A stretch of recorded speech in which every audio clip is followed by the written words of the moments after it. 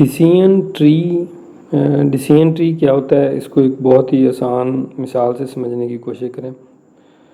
मिसाल के तौर पे एक बैंक है और उस बैंक ने मतलब लोगों को लोन देना है, तो वो क्या करता है कि वो सबसे पहले लोगों की एज वाइज कैटेगराइजेशन कर लेता है। मिसाल के तौर पे एक पर्सन है, पर्सन को वो 3 एज ग्रुप्स में डिवाइड कर देता है। मिसाल के तौर पे कुछ लोग हैं जो वो 20 साल और उससे कम के हैं, फिर 21 से 50 साल वाले हैं और 50 से अबव उम्र के लोग हैं। तो अब इसमें अगर वो देखें तो वो देखते हैं कि जी 20% से जो कम 20 ईयर से कम एज वाले लोग हैं उनमें सिर्फ 5% लोग लोन लेते हैं। इसी तरह से जो 50 से ऊपर वाले हैं वो भी आप एक मिसाल के तौर पे समझ लें 5% लेते हैं। तो जो मैक्सिमम लोग उनका लोन लेते हैं वो 21 से 50 साल की उम्र के दरमियान वो लाई करते हैं। ठीक है, तो अब इसका मतलब ये है कि उन्होंने सबसे ज़्यादा जो है वर्क वो इसी के ऊपर करना है कि जो 21 से 50 साल के लोग हैं। तो इसमें मज़ीद वो 2 कैटेगरीज बना लेते हैं। कुछ ऐसे लोग हैं जो अनमैरिड होते हैं और कुछ ऐसे हैं जो मैरिड होते हैं। तो जो अनमैरिड हैं अगेन उनकी रेशो कम है, वो मिसाल के तौर पे वो 20% है। ठीक है, जो यानी जो लोन लेते हैं उनमें से 20% लेते हैं, और जो मैरिड हैं वो सपोज़ करें 80% लेते हैं। तो अब 80% को मज़ीद जो है वो आप सब कैटेगरीज में कर लें। कुछ बच्चों वाले हैं, किड्स के साथ हैं, कुछ बच्चों के बगैर हैं। फिर वो देखते हैं कि जी जिनके बच्चे हैं उनकी लोन लेने की रेशो ज़्यादा है एज़ कम्पेयर टू उनसे जिनके बच्चे नहीं हैं। तो अब इसी तरह से एक 80% 20% इसको कर लेते हैं। तो अब जो बैंक है वो उसका मैक्सिमम फोकस इन 80% वाले लोगों पे होगा। ठीक है, तो ये जो एक सारी जो चीज़ बनती है, अब उसमें क्या है कि वो इन लोगों पे वर्क करेंगे। तो ये जो सारी आपके सामने एक चीज़ बन रही है, इसे क्या कहते हैं, ये एक डिसीजन ट्री है। अच्छा, डिसीजन ट्री कैलकुलेट करने के लिए हमें इस तरह का कोई डाटा सेट हो सकता है गिवन हो, तो हमने इस डाटा सेट के ऊपर डिसीजन ट्री कैलकुलेट करना है। तो जो डिसीजन ट्री होता है वो उसमें ये जो लास्ट एट्रीब्यूट आप नज़र आ रहा है इसे हम कहते हैं कि ये क्लास एट्रीब्यूट है। ठीक है, तो क्लास एट्रीब्यूट की फर्स्ट ऑफ ऑल हमने एंट्रोपी कैलकुलेट करनी है। तो जो एंट्रोपी है, एंट्रोपी मतलब उसको आप यूँ समझ लेंगे मेजर ऑफ डिसऑर्डर है किसी भी एट्रीब्यूट का। तो एंट्रोपी कैलकुलेट करने के लिए हमारे पास जो फार्मूला होता है वो होता है एंट्रोपी। सपोज करें ये हमारे पास जो डाटा सेट है ये एंट्रोपी एस इक्वल्स टू ये आ जाएगा summation of I equal to 1 to C minus P I log base two P I. तो ये हमारे पास एक एंट्रोपी का फार्मूला है। तो अब एंट्रोपी कैलकुलेट करें, सपोज करें जी हमने ये क्लास एट्रीब्यूट की एंट्रोपी कैलकुलेट करनी है। तो इस एंट्रोपी को कैलकुलेट करने के लिए हमारे पास 3 इन्फॉर्मेशन होनी चाहिए। एक इसमें 2 तरह के एट्रीब्यूट आ रहे हैं, कुछ क्लासेस का आंसर नो आ रहा है, कुछ एग्जांपल्स का आंसर नो आ रहा है और कुछ का येस आ रहा है, यानी इसमें 2 क्लासेस हैं। तो हम इसको येस नो भी कंसीडर कर सकते हैं, पॉजिटिव नेगेटिव भी कंसीडर कर सकते हैं। तो फ़र्ज़ करें जी हम इसको कहते हैं कि ये कुछ क्लासेस पॉजिटिव हैं कुछ नेगेटिव हैं। तो हमारे पास जो इसमें पॉजिटिव इंस्टेंस हैं वो हैं 1 2 3 4 5 6 7 8 9। ठीक है जी, 9 पॉजिटिव इंस्टेंस हैं और रिमेनिंग जो हैं वो नो वाले 1 2 3 4 5। तो 5 हमारे पास जो हैं वो नेगेटिव इंस्टेंस हैं। ठीक है, जो टोटल है डेटा इंस्टेंस वो 14 है। तो हम इसकी हेल्प से हम क्या करते हैं, क्लास की एंट्रोपी या इसके लास्ट एट्रीब्यूट की एंट्रोपी कैलकुलेट कर लेते हैं। तो अब इसमें एंट्रोपी क्या होगी, एंट्रोपी का अगर हम फार्मूला एक्सपेंड करें, चूँकि ये जो फार्मूला है इसमें ये I1 से लेकर C तक है जो कि उसकी नंबर ऑफ़ क्लासेस हैं।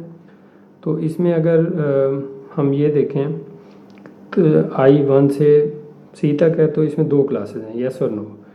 तो अगर इसकी एंट्रोपी ऑफ एस देखें तो ये हमारे पास आएगी माइनस प्रोबेबिलिटी ऑफ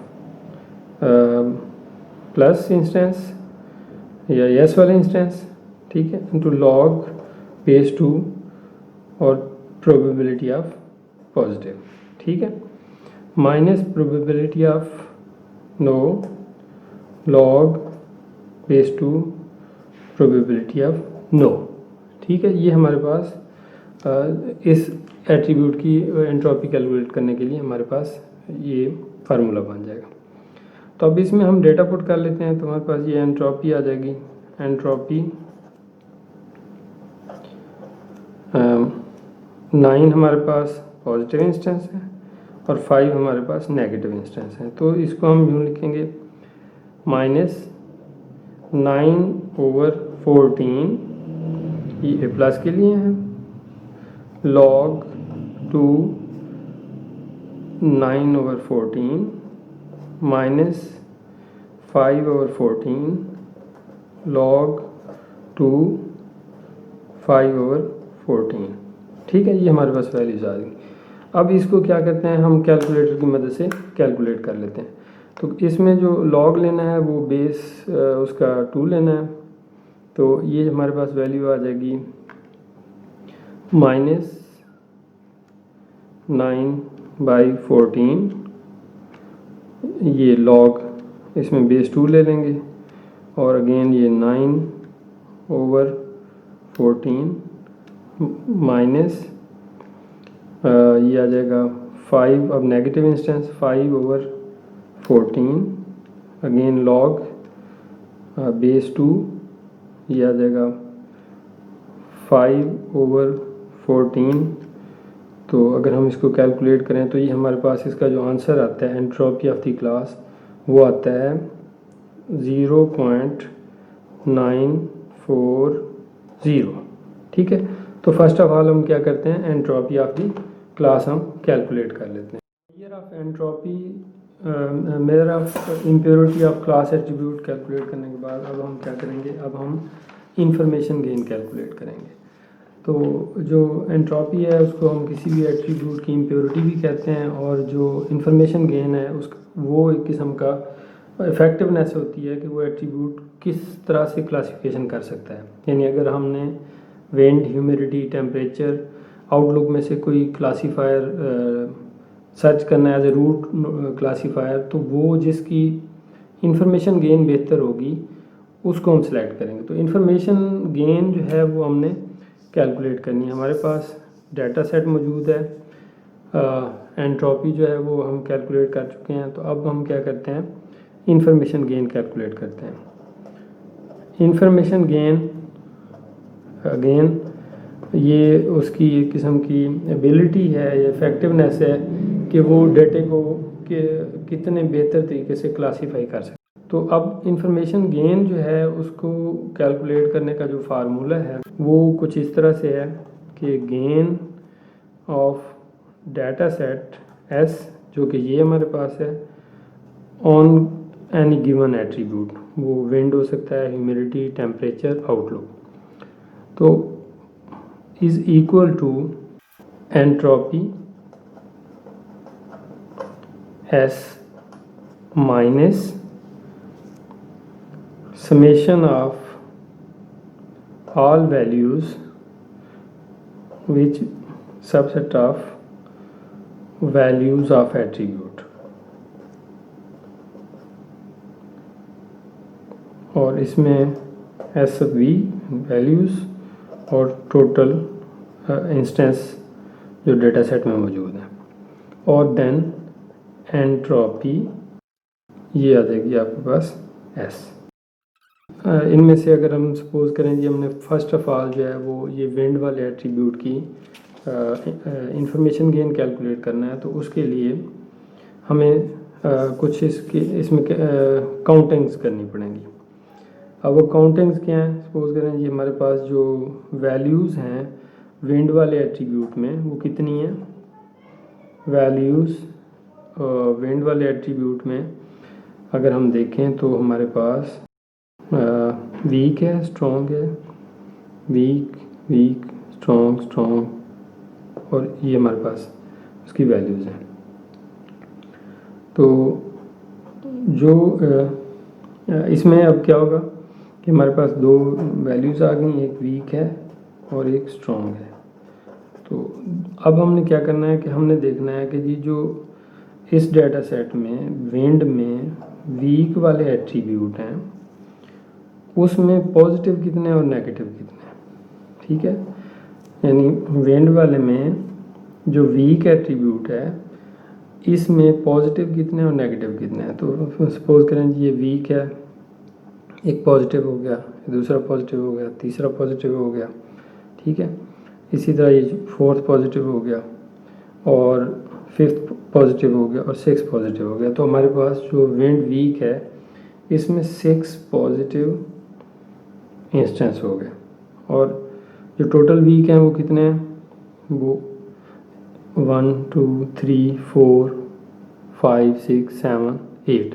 तो इसका मतलब है जो इसमें बाकी दो इंस्टेंस हैं वो हमारे पास क्या हैं, वो नेगेटिव हैं। तो ये हमारे पास इंफॉर्मेशन आ गई उसके वीक के लिए। इसी तरह से हम एस जो स्ट्रॉन्ग है उसके लिए कैलकुलेट कर लेते हैं। तो एस स्ट्रॉन्ग जो है उसको अगर आप देखें तो स्ट्रॉन्ग में यस वाले कितने हैं, स्ट्रॉन्ग में यस वाले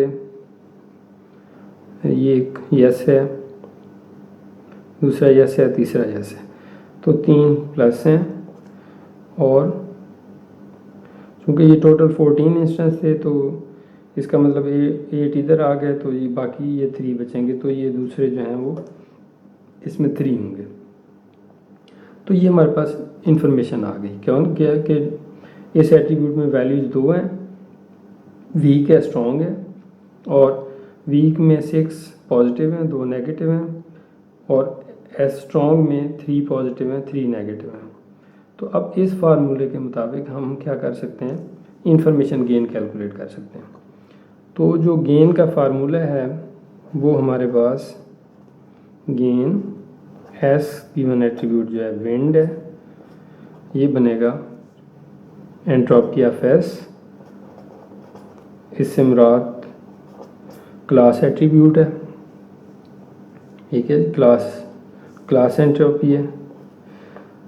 देन माइनस समेशन ऑफ जो वैल्यूज़ हैं इसमें वो हमारे पास हैं, एक वीक है और एक स्ट्रॉन्ग है, ठीक है।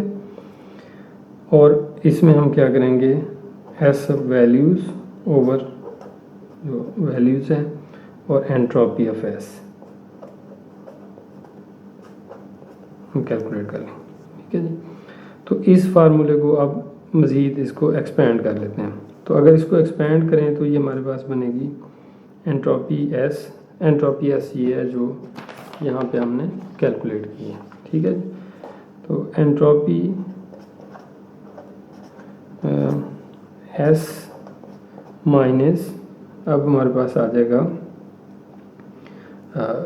ये टोटल इंस्टेंस हमारे पास 8 हैं, यानी 8, और जो टोटल क्लास इंस्टेंस हैं वो 14 है, तो ये आ जाएगा 8 ओवर 14। अब नेक्स्ट इसमें क्या आ जाएगा, नेक्स्ट आ जाएगा एंट्रोपी ऑफ एस वीक। तो एंट्रोपी एस वीक, ठीक है जी। अच्छा, अब आगे क्या है जी, आगे इसमें अब दूसरी जो है इसमें 6, इसमें न्यू लाइन में मैं लिख देता हूँ 6 ओवर 14, और ये आ जाएगी एंट्रोपी ऑफ स्ट्रॉन्ग, ठीक है। ये हमारे पास आ जाएगी एंट्रोपी ऑफ स्ट्रॉन्ग। तो अगर हम इसको इस फार्मूले को मज़ीद जो है इसको एक्सपेंड करें या इसको कैलकुलेशन की फॉर्म में लिखें तो ये आ जाएगा एंट्रोपी एस माइनस 8 ओवर 14 आ जाएगा। और इसके बाद इसमें क्या होगा, अब हमने उसकी दोनों वैल्यूज़ जो कि पॉजिटिव हैं और नेगेटिव, यानी -6 वीक के केस में पॉजिटिव थी, log 2 6/8 और -2/8 log 2 base 2 2/8 -6/14। इसके बाद आ जाएगा माइनस, ये आ जाएगा 3 पॉजिटिव बाई 6 log 2 3/6 -3/6 log 2 3/6। ठीक है, ये जब पॉजिटिव नेगेटिव दोनों क्लासेस इक्वल हों तो इसका लॉग जो है वो हमेशा 1 आता है। तो हम क्या करते हैं, इसको कैलकुलेट कर लेते हैं। तो कैलकुलेट करने के लिए हमारे पास जो वैल्यूज़ हैं वो वैसे इसको कैलकुलेट करें तो ये जो एंट्रोपी ऑफ क्लास है 0.940 -8/14। अब ये उसी तरह से कैलकुलेटर से कैलकुलेट करें तो इसकी वैल्यू जो बनती है वो 0 बनती है 811, जो कि मैंने कैलकुलेट की है पहले। 811 बन गई। और फिर इसके बाद माइनस ये 6/14, इसको कैलकुलेट करें तो ये हमारे पास वैल्यू बनती है, क्योंकि ये मैंने कहा दोनों क्लासेस एक जैसी हैं तो ये 1.0 क्लास इसकी वो वैल्यूज बन जाएंगी। ठीक है जी। अब इसको फर्दर अगर सॉल्व करें तो हमारे पास जो इंफॉर्मेशन गेन आता है 0.048। तो ये इस एट्रीब्यूट विंड है उसका ये इंफॉर्मेशन गेन है। ह्यूमिडिटी का कैलकुलेट करते हैं तो ह्यूमिडिटी का भी बिल्कुल वैसे ही कैलकुलेट होगा जैसे इसका विंड का कैलकुलेट किया है। तो इसमें जो पॉसिबल वैल्यूज़ हैं इसमें ह्यूमिडिटी के केस में वो हमारे पास जो वैल्यूज़ बन रही हैं, वैल्यूज़ ह्यूमिडिटी वो हमारे पास दो आ रही हैं, एक हाई है एक नॉर्मल है। तो हाई और नॉर्मल, ओके। उसके बाद अगर हम इसको डाटा सेट में से काउंट करें, जो कि मैंने टाइम बचाने के लिए काउंट करके रखा हुआ है, तो इसमें जो हमारे पास SF हाई है उसकी डिस्ट्रीब्यूशन इस तरह से है कि उसमें 3 इंस्टेंस पॉजिटिव हैं यानी यस वाले हैं और 4 इंस्टेंस नेगेटिव वाले हैं। ठीक है, इसी तरह से अगर हम एस नॉर्मल को देखें तो नॉर्मल जो है वो हमारे पास इंस्टेंस आ रहे हैं 6 पॉजिटिव हैं और 1 जो है वो मेरे पास नेगेटिव है, वो आप यहाँ से देख सकते हैं। ठीक है, गेन का हमारे पास फार्मूला क्या है। अब गेन इस वक्त जो हम कैलकुलेट कर रहे हैं एस, और जो हमारे पास एट्रीब्यूट है वो है ह्यूमिडिटी। तो अगर हम इसको में देखें तो पहले एंट्रोपी है, एंट्रोपी एस, ठीक है। अच्छा, माइनस, अब वो जो उसकी यानी ये आ जाएगा हमारे पास 7/14 और इसके अंदर जो है वो हमने लिखना है -3/7 log base 2 3/7, ठीक है, -4/7 log 2 4/7, ओके।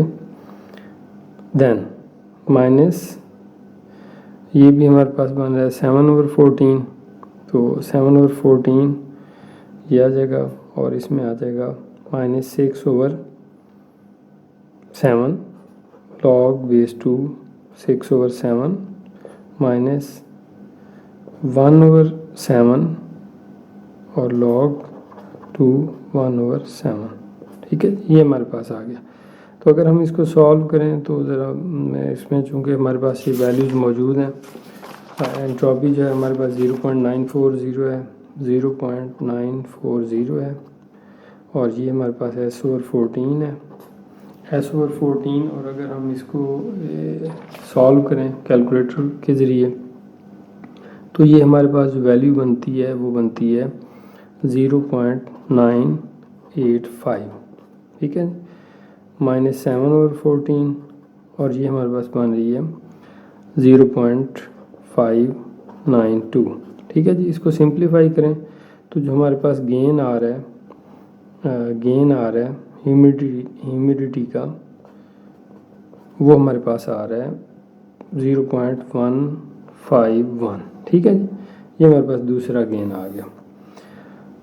अब दो और एट्रीब्यूट रहते हैं तो उनका गेन भी कैलकुलेट कर लेते हैं। जो तीसरा एट्रीब्यूट है हमारे पास, वो उसकी टेम्परेचर का है और उसमें जो वैल्यूज़ हैं, टेम्परेचर मैं इसको सिंपल लिख रहा हूँ। टेम्परेचर इसमें 3 वैल्यूज़ हैं, हॉट है, माइल्ड है और कूल है। ठीक है। अब इनकी अगर देखें तो एस ऑफ जो हॉट है हमारे पास, वो वैल्यूज़ पॉजिटिव हैं, हमारे पॉजिटिव हैं, 2 पॉजिटिव हैं और 2 ही नेगेटिव हैं। ठीक है। और एस जो माइल्ड है, इस केस में हमारे पास जो वैल्यूज़ आ रही हैं वो 4 पॉजिटिव हैं और 2 नेगेटिव हैं। ठीक है। और जो तीसरा है एस कूल, इस केस में हमारे पास जो वैल्यूज़ आ रही हैं वो 3 पॉजिटिव हैं और 1 नेगेटिव। क्रॉस चेक करने के लिए देखें तो ये टोटल 14 बननी चाहिए। तो अब अगर हम इसका गेन कैलकुलेट करते हैं तो गेन हमारे पास आ जाएगा टेम्परेचर का उस एस डाटा सेट पे। तो ये मैं 0.940 जो उसकी एंट्रोपी थी वो लिख रहा हूँ। फिर आ जाएगा ये 4/14।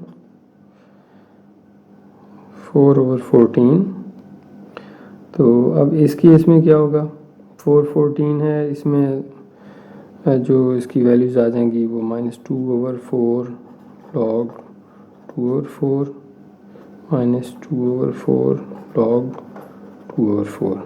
ठीक है। ये एक आ गया। इसी तरह से जो दूसरी आ जाएगी वो आ जाएगी,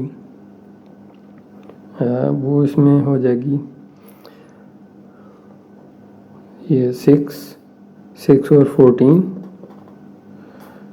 तो ये -4/6 log 4/6 -2/6 log 2/6। ठीक है जी। और जो तीसरी लास्ट वन हमारे पास बन रही है वो बन रही है 4/14 -3/4 log 3/4 और -1/4 log 1/4। तो इसकी वैल्यूज़ मैंने कैलकुलेट करके रखी हुई, आप इसको वेरीफाई कर सकते हैं। तो ये आ जाएगा 0.940 माइनस ये आ जाएगा 4/14। तो ये जो दोनों दो हैं तो ये 1 आता है इसका आंसर, माइनस 6/14। 6/14 जो है इसमें हमारे पास वैल्यू आ रही है 0.918। देन हमारे पास है 4/14 और ये हमारे पास वैल्यू आ रही है 0.811। इसको अगर कैलकुलेट करें तो जो इन्फॉर्मेशन गेन आ रहा है हमारे पास वो आ रहा है 0.029। ठीक है जी। तो 3 हमारे पास 3 इन्फॉर्मेशन गेन जो है उसके कैलकुलेट कर लिए हैं। तो जो हाईएस्ट इन्फॉर्मेशन गेन होगा बेसिकली उसको हम क्लास एट्रीब्यूट के तौर पे जो है वो यूज़ करेंगे। तो अब तीसरी जो फोर्थ वन रह गई है वो हमारे पास है, वो है आउटलुक। तो हम वैल्यूज़ आउटलुक को कैलकुलेट करते हैं। आउटलुक, तो आउटलुक में 3 वैल्यूज़ हैं, सनी, ओवरकास्ट और रेन है। सनी, ओवरकास्ट और रेन, तो ये 3 वैल्यूज़ हो गई। अब अगर इनकी डिस्ट्रीब्यूशन देखें तो एस जो सनी आ रही है वो उसकी वैल्यूज़ हैं हमारे पास 2 पॉजिटिव हैं, 3 नेगेटिव हैं। ये डाटा सेट से आप देख सकते हैं इसको। और इसी तरह से एस ओवरकास्ट जो है इसमें 4 पॉजिटिव हैं और 0 नेगेटिव है। तो ये इस तरह के केस में इसकी आउटपुट जो इसकी एंट्रोपी होगी 0 होगी। एस रेन तो रेंज जो है वो उसमें हमारे पास वैल्यूज़ आ रही हैं, 3 पॉजिटिव हैं और 2 नेगेटिव हैं। ठीक है जी। उसी तरह से इसका इंफॉर्मेशन गेन कैलकुलेट कर लेते हैं। गेन एस और हमारे पास ये जो है वो आउटलुक है 0.940 हमारे पास जो है वो एंट्रोपी ऑफ क्लास है, माइनस ये आ जाएगा 5/14। आगे वो वैसे ही जैसे हम पहले करते आए हैं 2/5 लॉग 2/5 माइनस 3/5 लॉग 3/5, ये तमाम लॉग बेस 2 के साथ होंगे। और फिर उसके बाद आ जाएगा ये 4/14। तो इसको स्ट्रेट वे मैं ज़ीरो लिख रहा हूँ क्योंकि इसकी आउटपुट ज़ीरो आनी है। तो 5/14 और फिर आ जाएगा ये हमारे पास -3/5 लॉग 3/5 और -2/5 लॉग 2/5। ठीक है जी। इसको अगर हम कैलकुलेट करें तो इसका जो आंसर बन रहा है वो बन रहा है 0.940 हमारे पहले है, 5/14 ये आ जाएगा 0.970 माइनस फिर आ जाएगा 4/14, ये फैक्टर 0 हो जाएगा और इसके बाद हमारे पास आ जाएगा 5/14 और इसकी जो आंसर है वो आ रहा है 0.971। ठीक है जी। वो ये तकरीबन दोनों एक जैसे ही होंगे क्योंकि इनमें डिस्ट्रीब्यूशन दोनों साइड पे एक जैसी है। तो इसको सॉल्व करें तो हमारे पास ये आ रहा है 0.247। ठीक है जी। तो ये हमारे पास गेन है। तो अगर हम 3 गेन देखें जो हमारे पास हमने कैलकुलेट किए हैं, एक गेन है आउटलुक का, अगर मैं इसको समराइज़ करूं, गेन आउटलुक का है वो हमारे पास है 0.247। दूसरा गेन है हमारे पास टेम्परेचर का, जो टेम्परेचर का गेन है वो आ रहा है हमारे 0.029 और फोर्थ गेन जो है वो है थर्ड गेन जो है वो है ह्यूमिडिटी का और ये आ रहा है 0.151। ठीक है जी।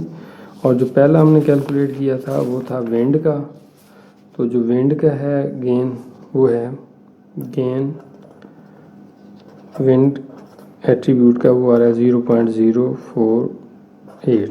ठीक है। तो इस हिसाब से जो सबसे बेहतरीन जो गेन है वो 0.247 है। तो इसके हिसाब से हम क्या करेंगे, हम इस गेन को as a root node class वो सिलेक्ट कर लेंगे। ओके जी। अब क्या हुआ है कि ये हमने तीनों जो 4 एट्रीब्यूट थे, चारों का इंफॉर्मेशन गेन कैलकुलेट किया तो हमें पता चला कि जी जो आउटलुक है वो सबसे बेहतरीन क्लासीफाई कर सकता है। तो इसके बाद जो है वो क्या करते हैं कि हम देखते हैं कि जो रूट नोड है वो हमारे पास आउटलुक आ गया। कैसे? क्योंकि ये जो उसका इंफॉर्मेशन गेन है ये सबसे हाई है। तो अब जो आउटलुक है, आउटलुक के अंदर टोटल 9 पॉजिटिव इंस्टेंस थे और 5 नेगेटिव इंस्टेंस थे। वो हमने जो डेटा सेट था उसमें ये चीज़ चेक की थी। ठीक है जी।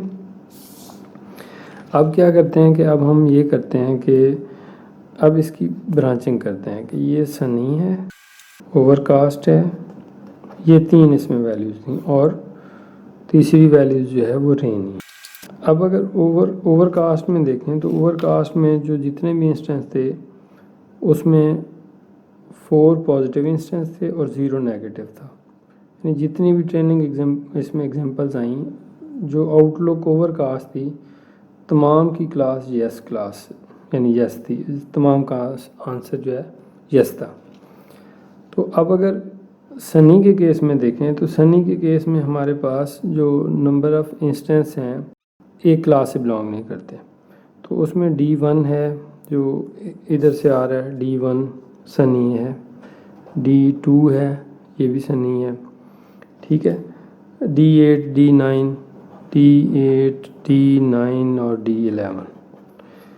अब अगर देखें तो ये हमारे पास एक वो बन गया है, हमारे पास ट्री बन गया। तो इसी तरह से इस साइड पे भी वो कुछ डिसीजन नहीं हुआ।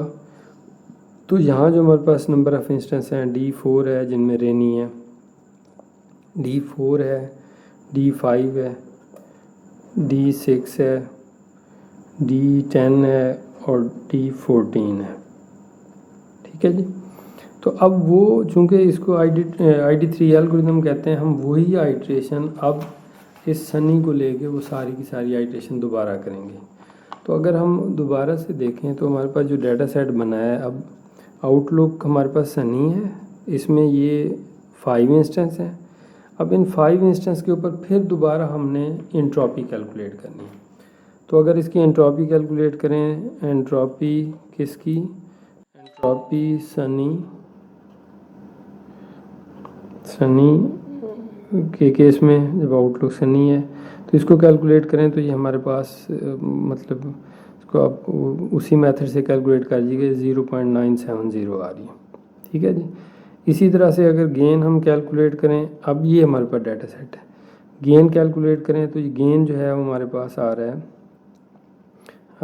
गेन एस सनी का, यानी उस डाटा सेट का सबसेट जिसमें सनी एट्रीब्यूट है और दूसरे एट्रीब्यूट। अब इसमें वो हम दोबारा सेलेक्ट नहीं करेंगे जो कि पहले हम कर चुके हैं। तो इसको अगर मैं कैलकुलेट किया हुआ है तो इसका जो आंसर आ रहा है वो 0.970 आ रहा है। इसी तरह से गेन एस सनी और दूसरा जो है हमारे पास टेम्परेचर है, अगर इसको कैलकुलेट करें तो ये 0.570 आता है। इसी तरह तीसरा गेन जो है वो कैलकुलेट करें एस सनी और ये हमारे पास है विंड और इसका जो आ रहा है 0.19। तो इसका मतलब है कि इसमें अब सबसे हाईएस्ट गेन जो है वो ये है। तो अगर हम इसको सिलेक्ट कर लें तो हमारे पास जो ट्री होगा, अब वो ट्री वो ये बन जाएगा कि यहाँ हमारे पास आउटलुक है, आउटलुक, अब इसकी एक ब्रांच थी सनी, सनी में फिर अब हमने कौन सी सिलेक्ट कर ली, वो कर ली ह्यूमिडिटी, क्योंकि ह्यूमिडिटी जो है इसकी वो ज़्यादा है। फर्दर वही काम करेंगे तो इसमें ह्यूमिडिटी हाई वाले जो हैं वो आप देखेंगे कि नो क्लासीफाई कर रहे हैं, नॉर्मल वाले जो हैं वो यस हैं। ठीक है। ओवरकास्ट ऑलरेडी डिसाइडेड था कि वो सारे के सारे उसमें यस थे। इसी तरह से अगर तीसरी साइड पे चले जाएं, अब वो ये सारी कैलकुलेशन आपको फिर इस तरह के जो दूसरा डाटा सेट है उसके ऊपर करनी पड़ेंगी और उसमें फिर हम विंड सिलेक्ट होता है एट्रीब्यूट और विंड से आगे देखें तो वो स्ट्रॉन्ग है। ठीक है। और स्ट्रॉन्ग के केस में नो है। इसी तरह से ये वीक है और वीक के बाद यस है। तो इसमें हम ये पूरा का पूरा जो ट्री है वो उसको जनरेट करते हैं। तो आप इसको देखिएगा, इसी मेथड से आपने ये विंड वाले को कैलकुलेट करना है और बाकी एट्रीब्यूट्स को कैलकुलेट करना है। तो उम्मीद है कि ये आपको ये डिसीजन ट्री जो है वो समझ आ गया होगा।